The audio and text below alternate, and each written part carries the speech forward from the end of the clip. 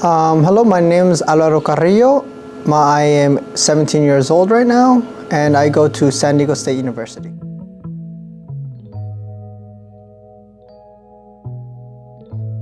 Some of my hobbies and interests includes hanging out with my friends, coding just fun gimmicks when on my downtime, playing video games, and just playing with my dogs that I have at home. Yeah, some accomplishments that I feel most proud of would be helping just start a little finance club at my high school. So we really didn't have any finance clubs or anything similar to that in high school. And the thing is, with finance and just anything to do with money in reality, we don't really get taught how to handle it or how to spend it, how to save it, or anything in between. So having started that finance club just really helps out just high school students in general to understand how money works and basically know the importance of knowing how to budget and spend the money in things that you really need to spend on. Another accomplishment that I feel most proud of is helping my dad create his business. My dad, I spent probably a year and a half staying up late, sometimes up until 2 o'clock in the morning, with just helping him study with math, understanding just problems or just translating for him in really. So I feel like helping him start off his business, which he was after working in the same company for I think 5-6 years, I think that's something I feel most accomplished for. I think just spending time with my family, that makes me happy. And something that also makes me happy is just spending time with my pets. So I have 5 dogs? 5 dogs. Yeah, I have 5 dogs, and then every time I either take them out for a walk or just have them just run around, it's just they always just come. They always like interaction, because sometimes we can't always have them out like all around the yard, so they do have space when they're kind of locked in their little area, but every time you just go open the door, they just come running at you, jumping at you, and then it's just fun to be with them. When you're having a bad day, I just go to my pets and then just have them lay on the floor and then just let them do their thing. Defining success for me is something that I haven't really thought about it much, but I would say when you put a lot of effort into something you like and there being a beneficial outcome, whether it being something as small as working on your procrastination, whether it be something as big as creating a business. You gotta start from somewhere and you just gotta keep on building up until you succeed to the end goal. Because I'll give an example. So procrastination is something I've been struggling with in high school, and it just took a lot of little steps in order to achieve success in me not procrastinating. And then for the company, my dad ended up failing one of his tests, but he still practiced until he was able to pass that final test in order for him to get his license. I would have to say it's my dad, or parents, both I'd say. But for this, mainly my dad. Both parents sacrificed not seeing their families for the rest of their lives coming to the US as immigrants to raise their children, me and my little sister. So that's something I am forever grateful for them.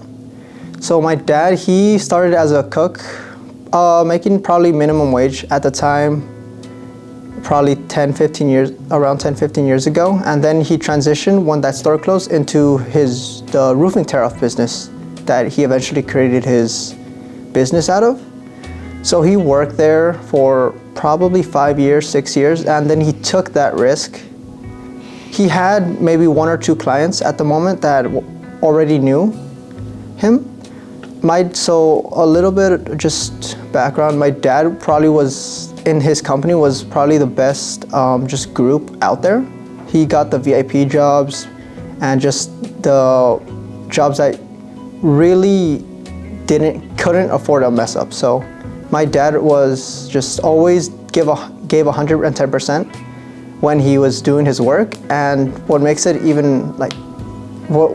even respect him even more is at that time he was also running. He was doing running, so sometimes he had to wake up until 3 in the morning in order for him to get his run off, and then still after that go and do his heavy work.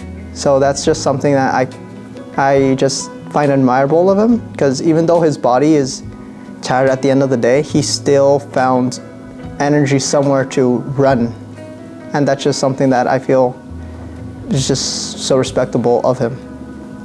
Probably by first just accepting that it's gonna be a hard day today, and just get motivation going in the beginning of the day by basically talking to my parents, playing probably 1 or 2 video games, going with my pets, and then just sitting down and again addressing the fact that today is gonna be a challenging day. There might not be much sleep or any sleep probably for the next day or two, because I'm either studying for my midterm for math or computer science. So it's just something that you gotta accept that it's gonna be grueling, it's gonna be challenging, but in the end it's gonna be beneficial for you. Some notable challenges include procrastination. Since I can remember 6th grade, I have been faced with procrastination probably since 6th grade, probably even sooner. So that's just something that I needed actually to just address myself with the help of the teachers. And I will say also asking for help. I have always been one to just not ask for help, mainly because I felt that made me look dumb, that made me not feel smart. But then it just goes to show that what happened there is just my thought process that just made me think that I was doing bad, but in reality I just probably should have never thought about it that way. What I start doing now is just thinking, well, I don't know right now, but I want to learn. I want to know why I don't know. That's just where asking for help really is getting a lot easier for me, because even though I feel timid at times asking for help, I feel like just thinking about it in the way that, okay, I don't know now, but I want to know why or how this works. So that's just a challenge that I've overcame and I'm still in the process of overcoming. The advice for asking for help or just procrastination, I will also add, I do have ADHD, so it does get me a little bit, it is a little bit more challenging for me in order to try to achieve, in order to just stay focused on a task. So it's just, everyone's different, I will say, but some things that help work for me are just setting up a to-do list, just on like wherever your desk is at. Let's say your desk is out on the kitchen table, just somewhere near the kitchen table. Let's say you're near your computer a lot, somewhere around the computer where you would look at. And then you just look at all your to-do list right here, and then you just, okay, let's say math. All right, I finished math, cross it off. I've been told, and for me it does work, the to-do list just gives me a goal, an end goal. I do all my to-do list, I finished, I feel accomplished. That's for me with ADHD, it's just, oh, I am incentivized to finish my whole task list in order to feel, I guess, a sort of excitement, sort of joy in order that I finished all my tasks. So that's what I like to do sometimes. Or sometimes I just, for me, I just try to not burn myself out, in a sense. Because once you burn yourself out, you just don't feel like doing anything anymore. And one last thing I would say is, don't look at your to-do list as a whole, break it down. Sometimes you have a lot to do and you're gonna feel overwhelmed saying that you need to do a 10-page essay, a lot of math questions and a lot of studying. Break it up, 2-page essay, just portion of an essay, 5-10 questions of math. You could easily knock those off instead of doing the whole 10-page essay in just one day. Just break them into bits and don't look at the entire to-do list, just look at a little small to-do list. Some of my short terms include just joining clubs at SDSU that focus on computer science and cybersecurity to help me further my just passion and overall understanding of those fields. Some of my long-term goals would be helping my dad grow his business into whatever we feel fit, and then as well potentially attend graduate school for cybersecurity, because I'm really passionate in cybersecurity, as kind of the same with computer science.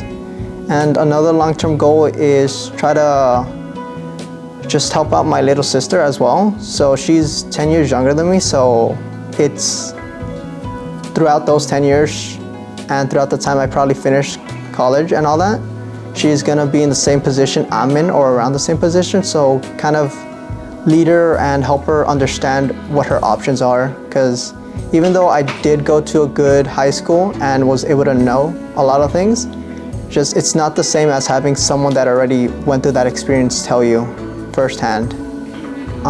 Just I'd say ordinary for me, but I haven't really looked at many others or how they grew up. But for me, I grew up with my mom and dad as well as a few other, so we lived in an apartment. It was kind of small apartment, so it was me, my dad, myself, 3 of my cousins, or 4 of my cousins, I can't remember, and then another aunt living in that small apartment.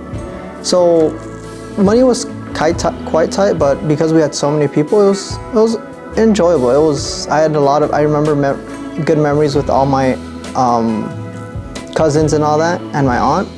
And then after they moved out, there was a period of time, I don't remember it much, but I do remember myself enjoying picking up recycling, just tin cans and all that to recycle.